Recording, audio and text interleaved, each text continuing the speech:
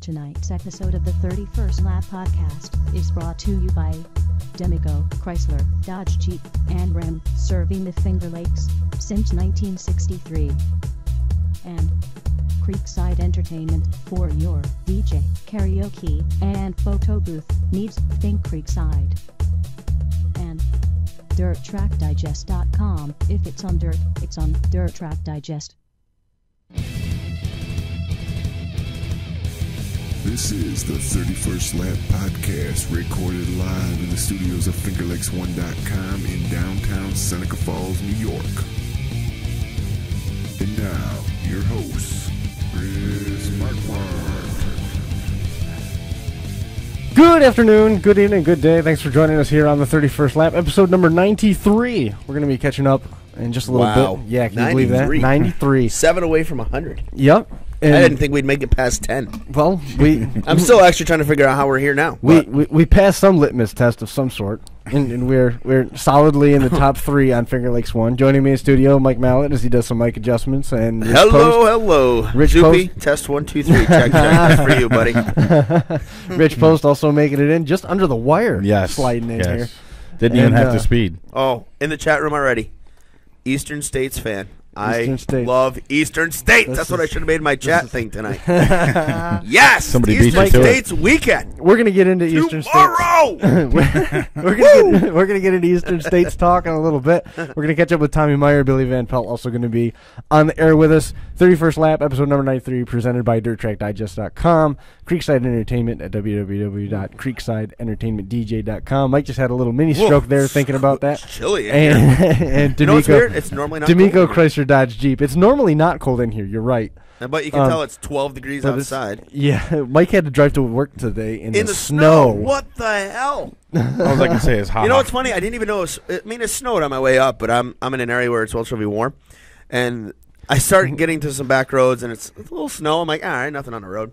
Then I get just north of Fulton, and I get about halfway to Oswego on 41, and I see a car in the ditch. I'm like, how's that car in the ditch? All of a sudden, a wall of slush goes up over the car. I'm like, okay, got it. Figured it out. It's here. Yep. So, yeah, this sucks. Wintertime is here, but you know what? It's not going to stop me from having fun at Eastern States this weekend. I had in case you're wondering, Mike, I had a very clean, smooth, snow-free drive to school this morning. Yeah. How'd that go for you? It was great. I'll second that. He got to be a substitute teacher.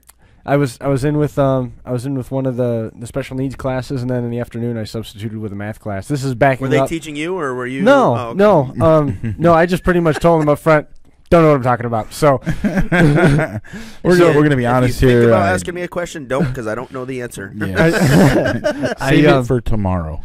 I took a brief poll at the beginning of class. I said, which one of you is the smartest kid in the class? And 2 kids put their hands up, and I said, okay, anybody in the class has questions, direct it to them.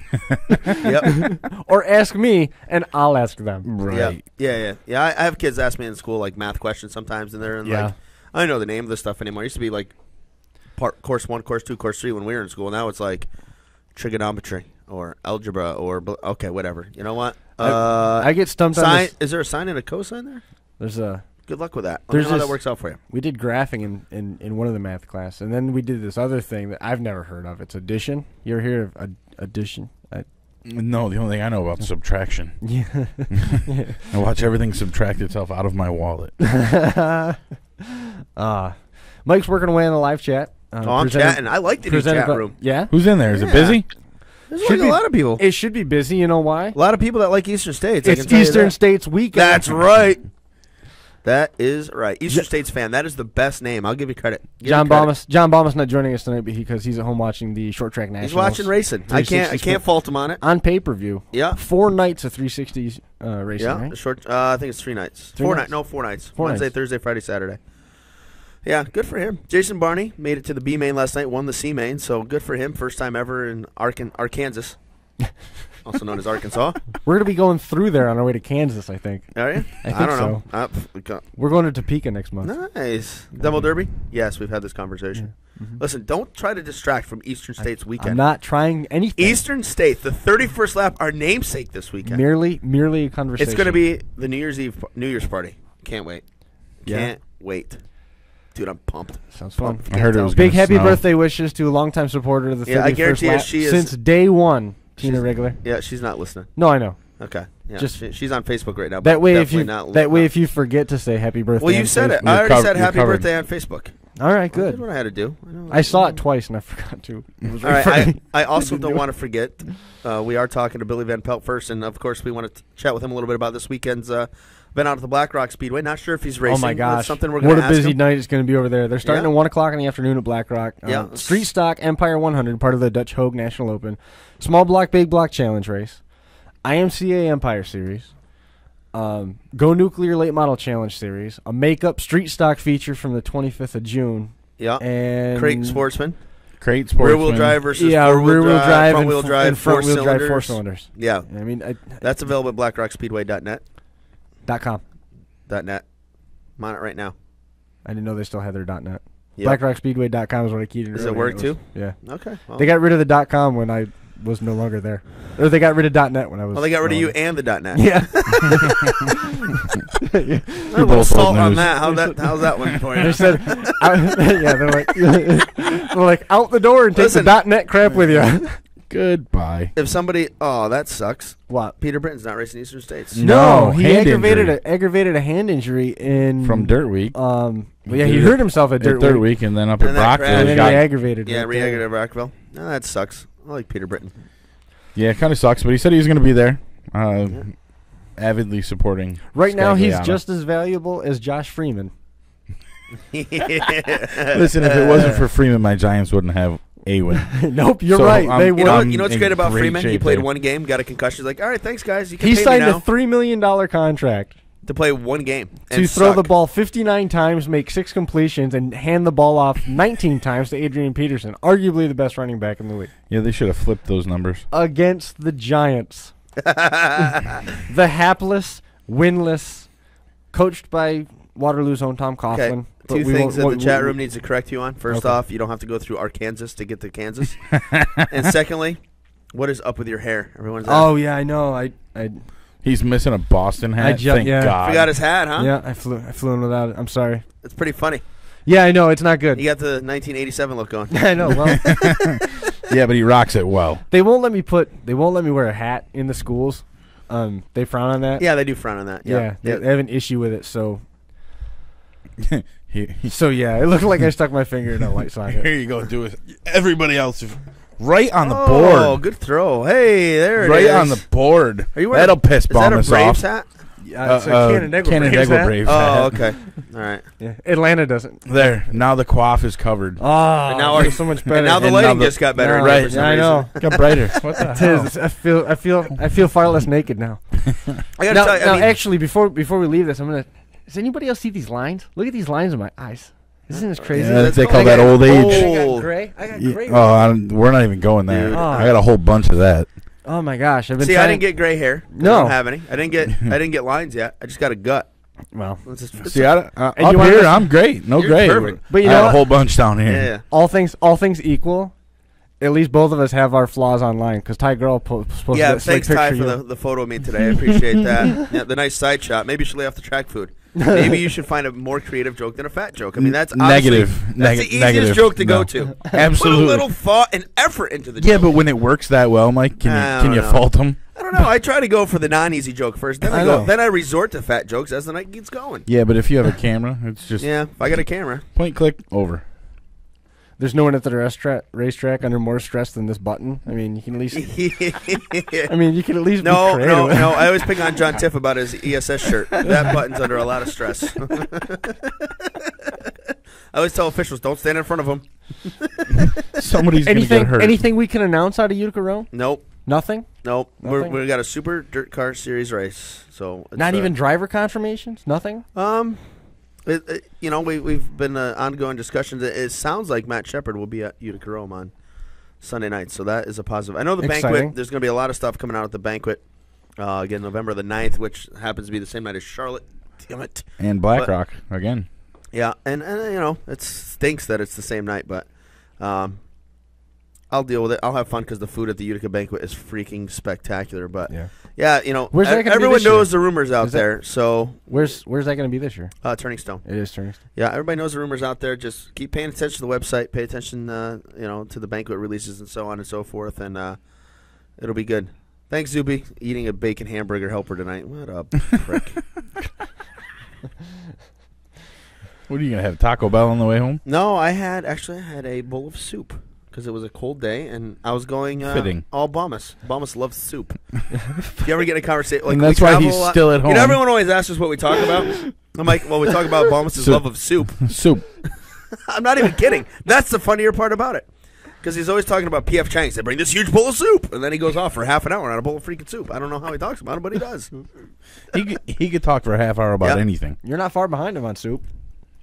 I mean, right now, that little tirade. I do like soup, but not that much. Not enough to talk about it. No, we how got about 30 racing? seconds out of him. Yeah, that was it. How about racing? Any racing? I did go to Brockville this past weekend. How was that? It was all right. Eric Rudolph won his first ever 358 Pretty cool, right? big series race. And he won the title. the title. Yeah, I wrote about it for DirtTrackDigest.com. Who?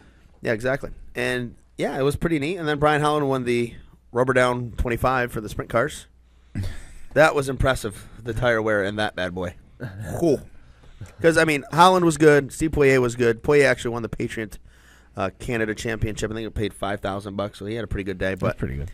Those the guys that had the hard tires were fine. But if you did not bring a hard tire and you went with like the regular soft tire that sprint cars run, Screwed. Hang on. Oh yeah, Jeff Cook came in and it was smoother than my head. Wow. I think my head has more traction on it than that tire did when it went flat. So well, and according to the Tiger picture, you're round and probably could be used as I the gotta right hit rear. the gym or something. That would take motivation. Oh, God knows. But I don't this have any of happens that. to you every racing season. It does. You go through the summer and you I bulk actually up, but then lose weight in the winter. In the winter, you go to the gym and stuff because you got time to do it because you're not racing off to some racetrack. Oh, Penn Can Friday. I forgot about that too. Billy Decker. Yeah, I was there. Yeah, I heard about that. That was the lights good. went How was out. that? Yeah, twice, right? Yeah, that was fun. I saw that. I saw the lights went the out. tweets. Yeah, the lights went out. What happened up at the Egyptian shop? Hear any of the scuttlebutt on that? I asked Pat Ward. I said, "What is going on?" He goes, "I don't know." Okay, well He that's goes- good. I mean, He goes, "If I order a new car and it shows up, that means I still got to ride." there you go. That was the quote of the night last week. But no, I don't know. I mean, there's a lot of rumors out there. That was a quote I asked directly- if it was the Troyer deal or what. That's a 'cause quote directly from the Gypsum Gem.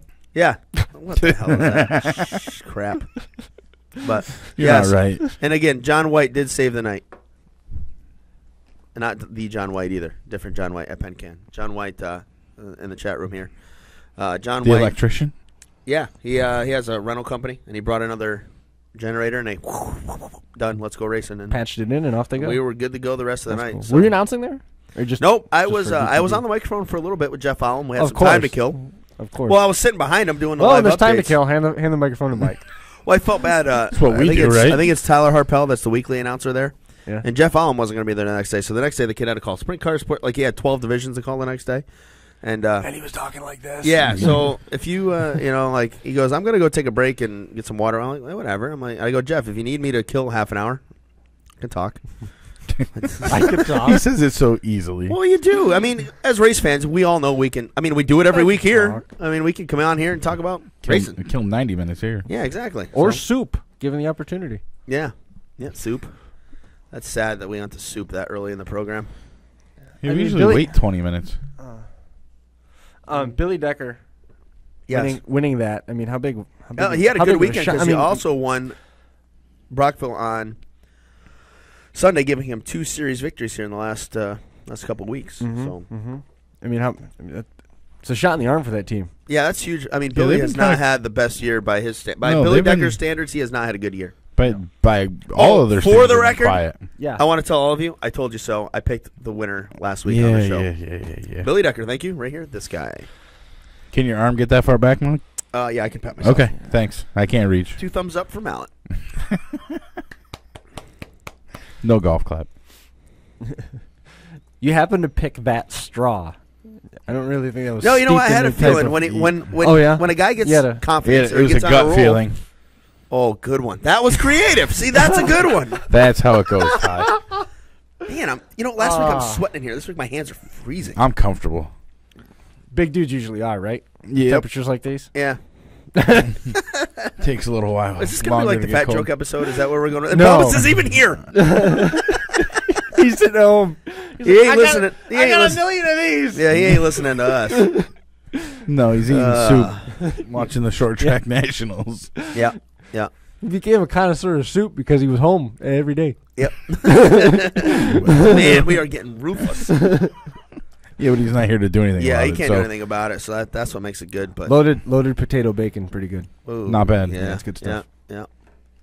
Oh, what better than food to talk about, two fat guys? At some point, Man. we're supposed to get the racing. I can't believe we got 15 minutes in already. I know. We talked a little bit of racing, a lot of And fat a jokes, lot of and soup. then- Sorry, and soup. Soup. sorry, fat Billy guys, Van and Pelt. racing. We're a little late. No, We're we're late. actually on the money. Closer to normal. It's because you got a good producer, right? Well, sure, if you want to think so. I'll give it to you. What the hell? He just patted himself on the back. So how was the racing at Penn Can? I thought the I mean, race we was know Decker awesome. won, I thought but- the race was Matt Shepard, then Joey Gramis, and I thought it was an awesome race.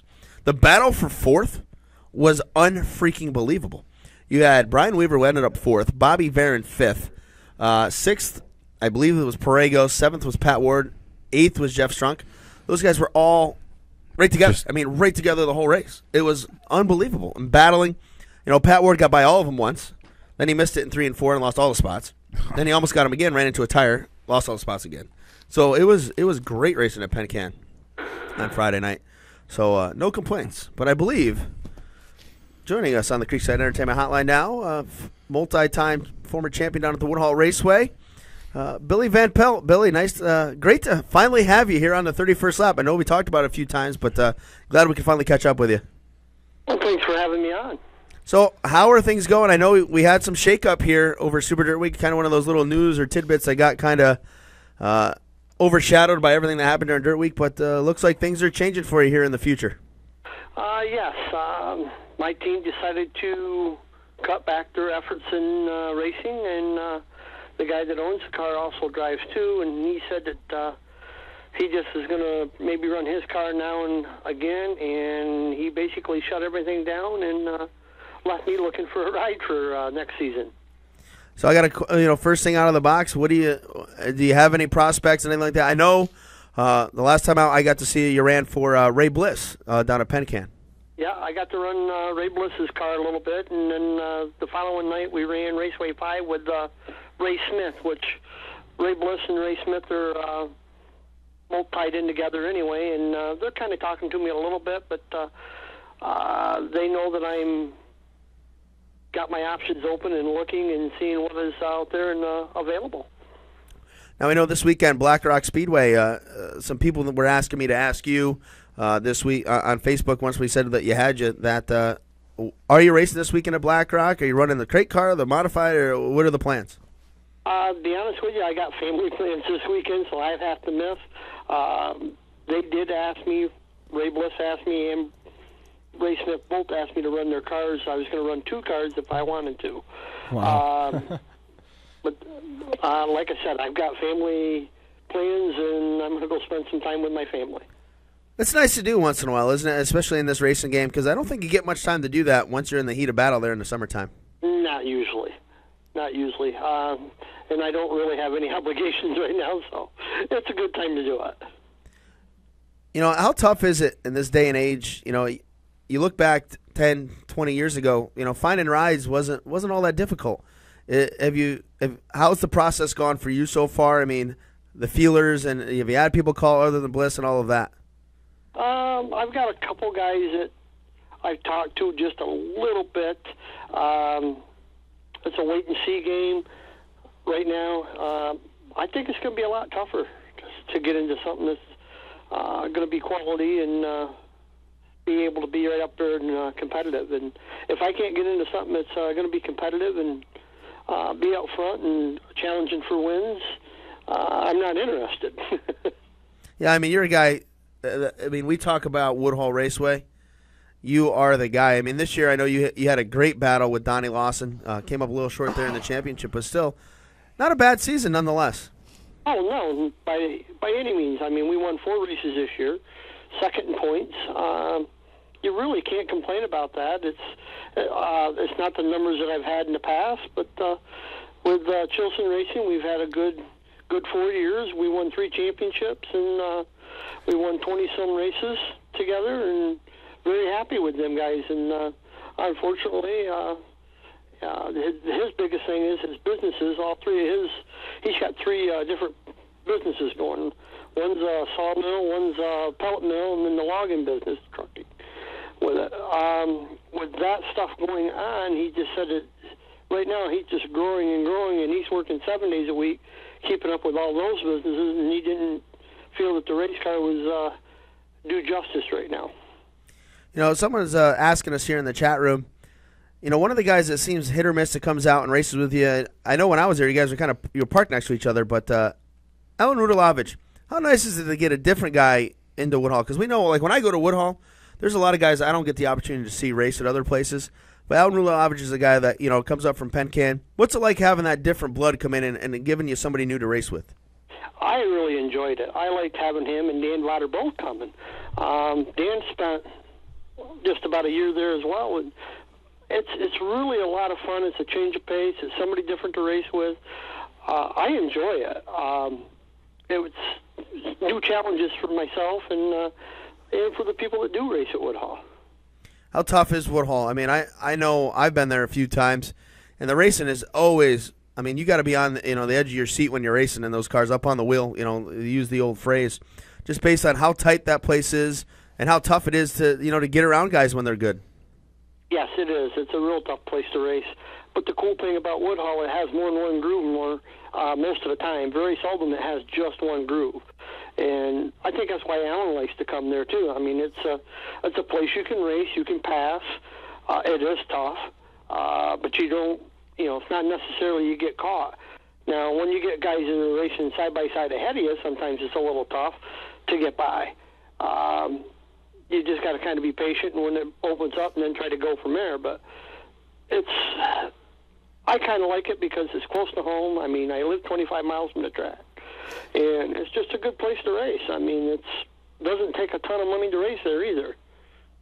Yeah, I love going there. I mean, if it wasn't such a long ride for me, I would definitely hit that place up more often because the racing is, I mean, it's fun to watch. And, you know, the few times I'm there, you race with a lot of really nice guys. Like guys you can, you know, they're average Joe guys or guys you can go up to and talk to and just kind of hang out with.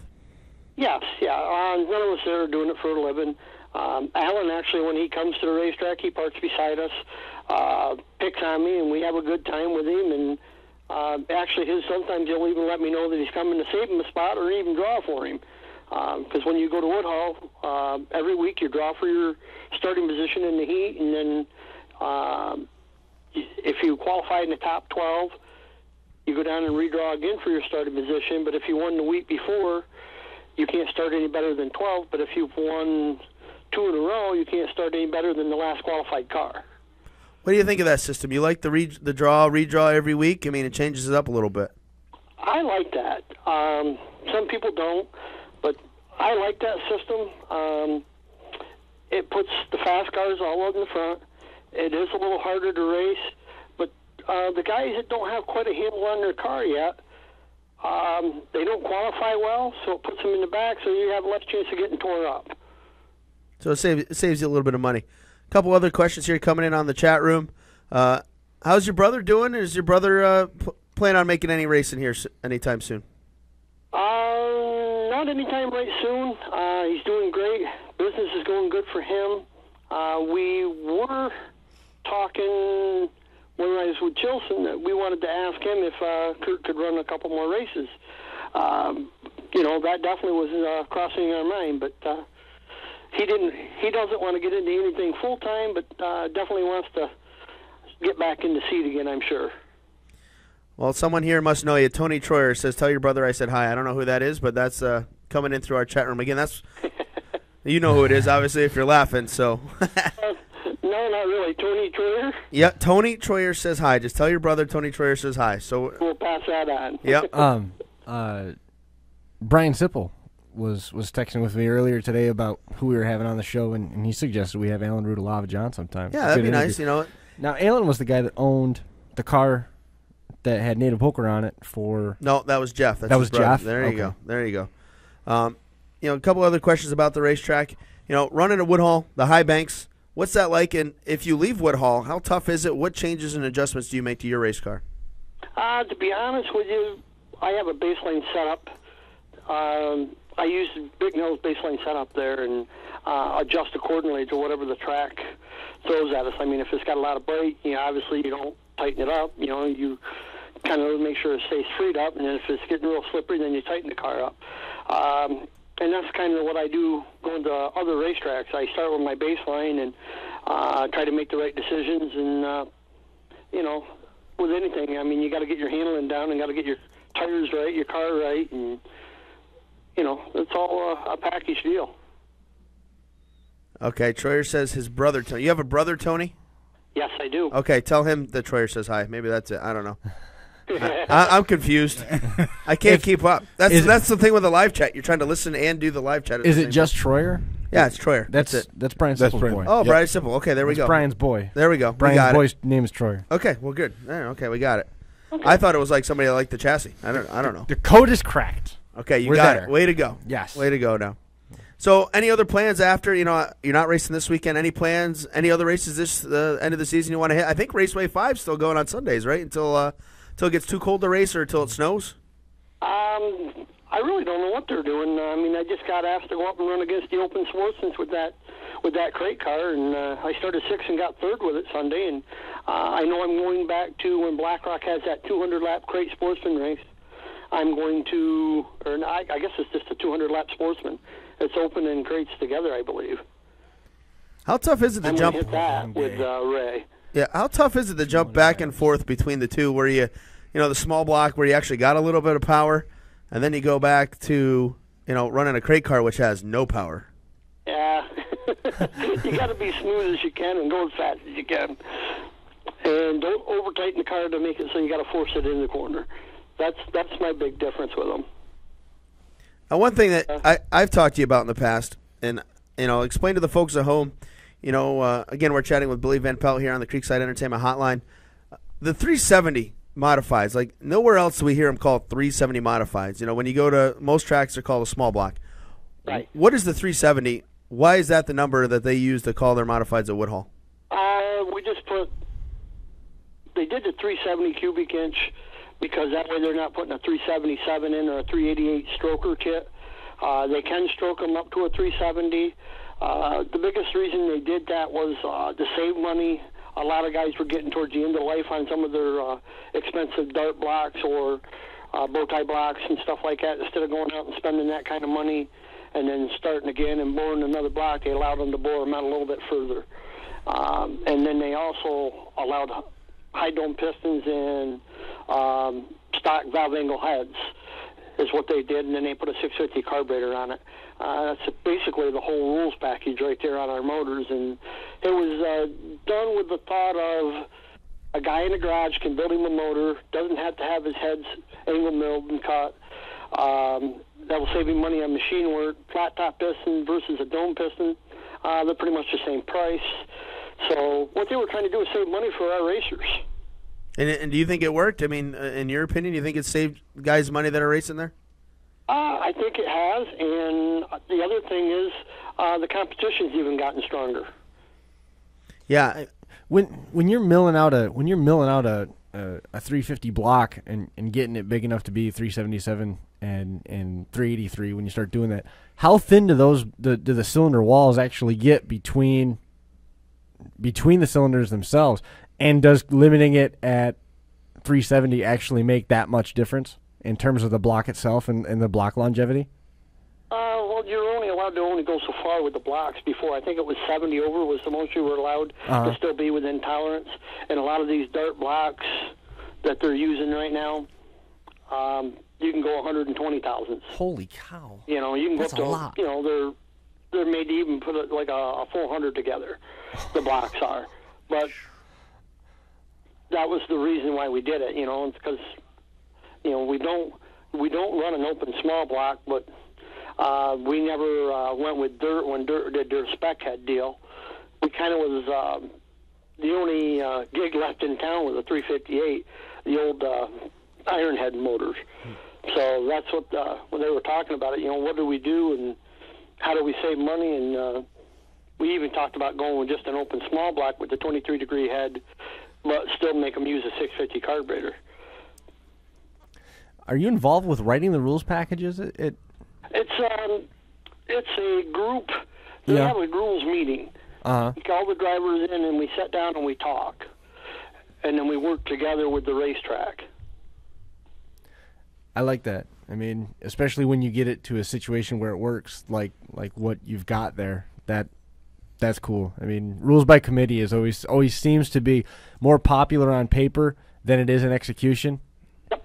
But I mean, it sounds like that's all come together. Interesting. I mean, I didn't realize that you guys were doing that much in terms of not doing that much. If that makes any sense.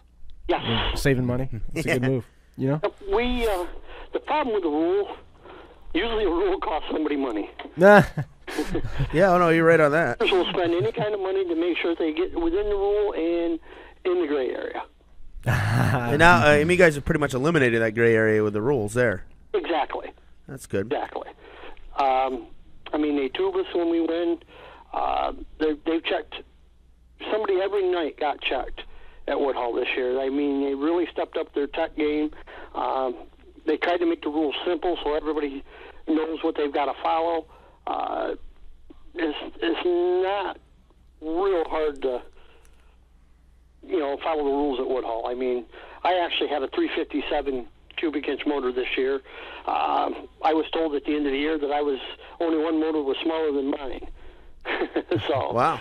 I mean, you can build something and go up there and have a good time. And the reason we went with the 357 or a 358 motor, we wanted to do some ROC stuff too, and with that car, and we never did though. But that's what the intent was. If we wanted to go race some 358 shows, and which we did go to Little Valley with it, we were well within our limit and good to go. A couple other questions here coming in the chat room for you. Have you ever run a sprint car at Woodhull, or would you run a sprint car if you had the opportunity? I have ran a sprint car before. Didn't have great luck in it.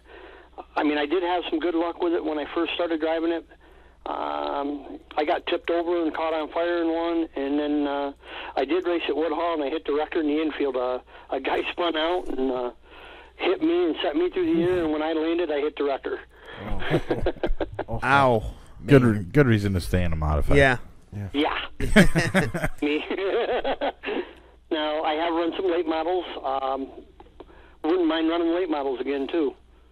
Yeah, I mean, is it fun to hop in different stuff and drive different cars? Yes. I think the most fun time for me is at the end of the year. The last couple of years, besides this year, I had to go away on vacation for my nephew's wedding in Florida. But the last race of the year at Woodhull, or that last weekend, the last couple of years I've gotten to drive a late model, a modified, and a sportsman all in one night. And that, to me, is just super exciting. Yeah, you get to race a lot, right? And as a racer, I mean, that's what you want to do. Exactly. And, I mean, the group of guys that I had rounded up that I was driving for, I concentrate on my modified and what I got to do there. I get out of the car and I tell them what they're doing or what the car's doing, and then they have to make the adjustments to the other ones. So that was kind of neat. Would you, if when we're talking about your ride hunt and all that earlier, if a ride came available somewhere else, would you go somewhere else and not run Woodhull, or do you prefer to stay at Woodhull? I would go somewhere else. I used to race Tri-City out there. When I went out there, my first year I only ran part of the season, finished like 8th in points, and then I got to run a full season out there and finished 2nd in points. Won a couple features with a big block with the owner of Butch Rapp and to Brian Swartzlander in his heyday. Brian was really, really strong out there. Yeah, he's still one of the guys to beat out there. I know Swartzlander, the King guys, and who's the other one? Dave Murdoch is the other one. Those guys, yeah, still run well out there. Yeah, I got to race with all them guys out there, and that was probably a defining moment in my career where that helped me look at things even differently than what I had, and it really helped me as a driver out there. Very cool. Well, man, we don't want to keep you too much longer. We do want to give you an opportunity if you got a way to get a hold of you, like Facebook or a number you want to give, or Twitter or whatever you want to use, or email. If someone's saying, "Hey, I want to put Billy Van Pelt in my car," if you got that, you want us to pass along, and if there's anybody you want to thank, this is your chance to do that again. We always want to show our appreciation for those folks that take the opportunity to come on our show. Well, again, thank you for letting me be on the show and having me. If they want to reach me, hit to the Deuce, DUECE. That was at yahoo.com. That was the only way we could get the Deuce on there. We had to spell it that way. Other than that, hit Facebook, Billy Van Pelt Racing. He's one of the guys that's always super friendly, always nice to talk to. So is another guy I like is Brian Weaver, kind of the same way. Like Brian, I can just go shoot the breeze with with Brian, and it's fun, and hopefully, I gotta assume things will go his way. I mean, Billy Van Pelt's proven that he can get it done at Woodhall, and if you got a car you want to run Woodhall, I mean, I don't think you get a better option. No, you got a backup car you're not using. Yeah, I mean, he's gonna make it work for you. He'll make it earn for you. And he doesn't wreck a lot of stuff. No, very kind. He definitely knows how to get it done out there. Are you tweeting the picture of me being fat? Is that what's going on? Because my phone is blowing up right now. Everything that I can blowing up. Yeah. No.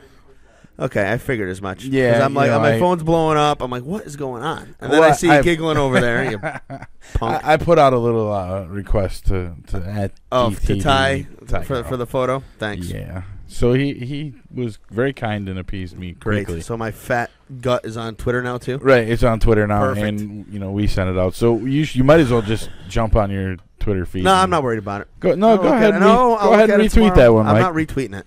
Let your 2,500 win that one, buddy. Yeah. Thanks. Well, up next here on the 31st lap, we were able to catch up with a former multi-time champion down at the Orange County Fair Speedway out of New Jersey, Mr. Tommy Meier. Tommy Meier, how you doing tonight? I'm doing good, Mike. How you doing? Thanks for having me here. Dude, I am super pumped right now because it is Eastern States weekend, and I love Eastern States. Mike.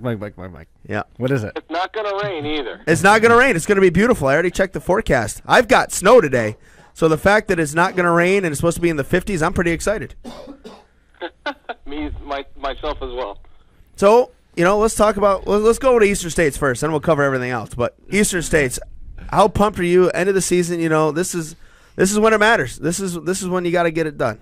Yeah, this is the big show for us. Our home track, the big money's on the line, and everybody comes to town. Did you end up getting? I know I talked to you a little bit last week. You got the spec small block. You're going to run both shows this weekend?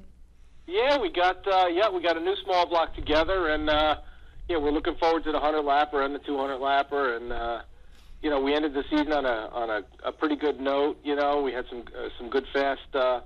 I mean, winning is just what everybody's after. Yeah, and the paycheck's not too bad either.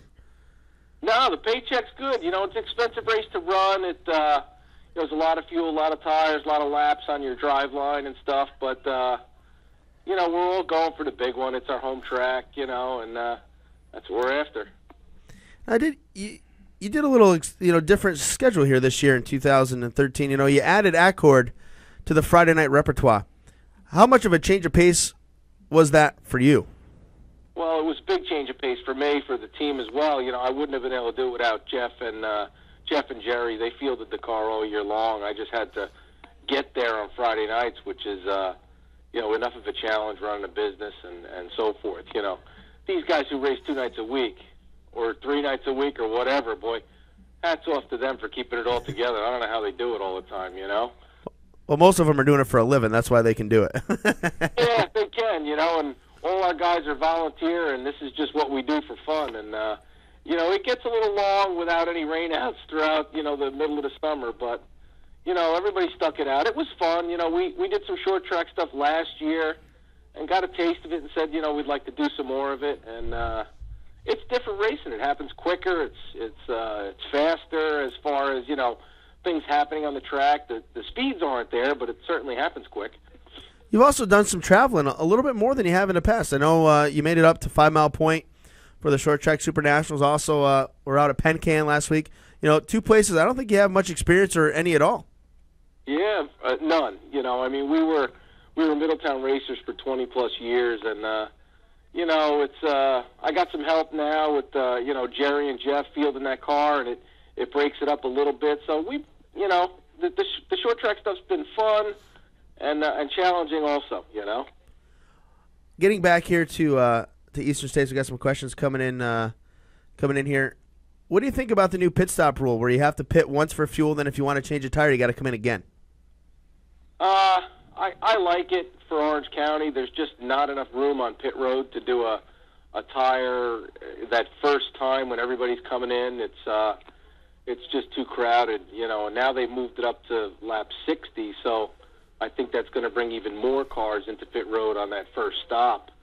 And there's an element of danger, you know. I mean, a lot of these local, you know, us local guys, we don't have all that big pit equipment and no experience doing it, and we don't need anybody getting run over. Yeah, I know. I agree with it. It's you know, for those that go to Syracuse and have never been to Eastern States, Syracuse looks like it's, you know, 10 miles longer than pit road at Eastern States, because pit road at Eastern States is crazy. I mean, and I think that's saying it nice. It's a bit of a zoo, you know, and you know, tire. I don't know. It's a debatable thing, you know. I mean, in years past, the winning car didn't take tires, you know. Typically, flat tire in victory lane as well, but you know, it's a little different now with our double file restarts. I think it, you know, after halfway, it doesn't string out as much, and it's still racier, you know. How's the track been? I mean, I know the night I was there, it wasn't bad. I mean, there was some racing going on. And how's it been all year? And what do you expect? Do you expect, you know, some rubber down, or what are you expecting on Sunday? It's going to rubber down. You know, I mean, it's going to be sunny weather. It's going to be rubber. Hopefully the rubber gets wide enough where we can, you know, you can race too wide. That's all we got to hope for, that it doesn't start to crumble and give us that dusty top lane, you know? Yeah, that will definitely make it tough, because the restarts will not be fun for the guy on the outside. Yeah, no kidding. You know, they've been doing a great job with the track, you know. I mean, I know everybody says it's one-lane racing, but, you know, all the pictures that I see, there's cars 3-4 wide, you know. Any racetrack singles out after a little while, but, you know, I think it's pretty good. You got some good competition down there. You know, we look back.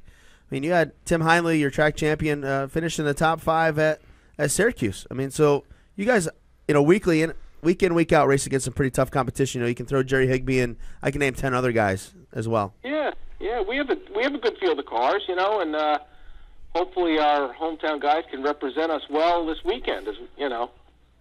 That's what I'm pulling for. I'm pulling for a little, I don't know if it's an upset, but I'd love to see one of the... A little home job? I will love to see an Orange County guy win that race. For me. Yeah. You know. Hopefully it's us. Yeah, well, I would like that too. I mean, you guys we're always... after that, you know? Yeah. Yeah. Oh, yeah. And I'll definitely stop by for some food, because you guys have the best food in the pits, bar none. Chris, you think I'm kidding? Yeah, Jerry, my wife. I am not questioning you at all. That's for sure. Yeah, you guys take care of me. And that's the one, you know, everyone always says, Easter, you know, Middletown sucks, this and that. I said, wait. Now Ty Garl knows where you find you. Yep. Okay, all right. But Middletown people are some of the nicest people that I've met in racing, period. I had more fun, you know, when I was weekly working at Middletown. I know you didn't have a good ending to the night, but what'd you think? 5 Mile Point's good. You know, it's we had a good time. We drew a good number, and that it sets the stage for a good day. You know, we got taken out right there in the first lap, but you know, I enjoy 5 Mile Point. It changes a lot throughout the night, you know, which is something that we don't deal with too often in Orange County. Yeah, you know what you're getting when you get there. I mean, usually. I mean, you know, Middletown is Middletown. Middletown, they can't turn the surface over and make it soft again. Once it starts to set in, it sets what it is. What are the plans here going forward? I know you got Eastern States, you Gobbler. Are you going to do any other traveling? I know 5 Mile Point's got another show here coming up in a couple weeks. Well, we're going to see how we get out of the weekend here, you know, Eastern States, and we'll make our plan from there. We do plan on hitting the Gobbler, whether it's with Jeff's car or this small block here, you know. We're hoping to get there. But yeah, we have to kind of take it race by race, you know. Mm-hmm.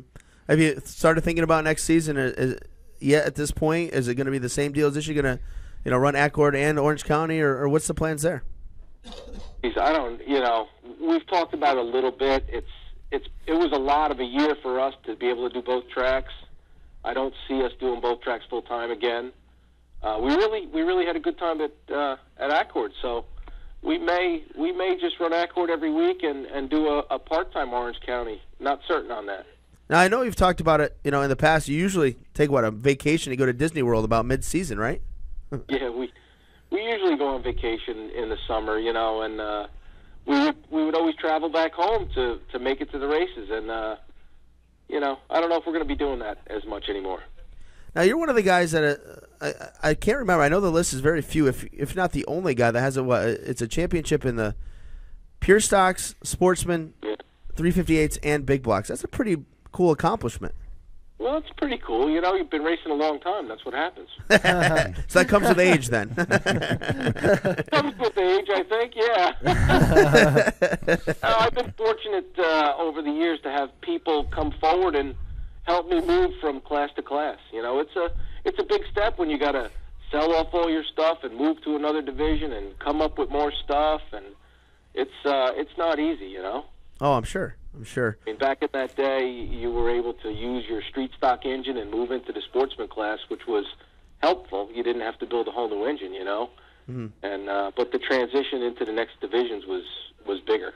Yeah, I mean, in modern day, obviously, it's got to be far more difficult considering there's not much you can carry over anymore. Yeah, there's very little. It's hard to move from class to class. I mean, they're trying with these different rules, but I don't know. It's tough, Another question coming in here. Why a 33 1/3? Where'd the number come from? The number's just, it was just something to be a little bit different back in the beginning there. There was people with, at Orange County, you had Carl Pittenger with the K, and then I remember a guy with, number 5s, and they were, upside down, and there was people using letters and things, and we just decided to bring a fraction into it, And to kind of stand out a little bit.